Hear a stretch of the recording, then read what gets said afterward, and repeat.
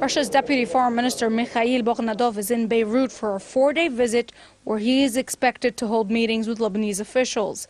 The aim of his trip, as he said at the airport, is to acquire a closer understanding of the Lebanese viewpoints. He handed over a letter of support to President Michel Suleiman from his Russian counterpart, Vladimir Putin.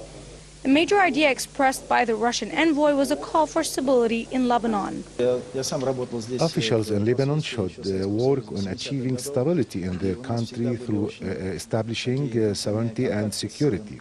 The Lebanese political powers must search for solutions of their problems through comprehensive national dialogue, and we are confident they will be able to do so.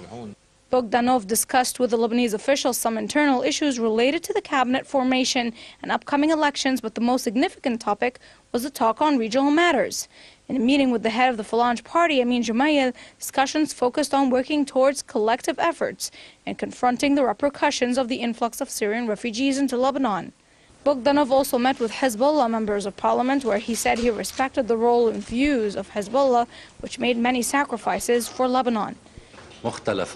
We discussed the events in the region which have their impact on Lebanon.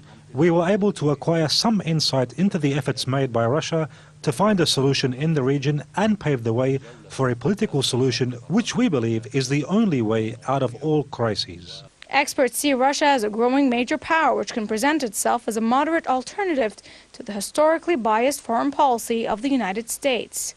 A new balance in the world after the fail of the U.S. policy in the Middle East and in Iraq especially. I think that the role of Russia and maybe of the BRICS more than now we are talking about a new big power.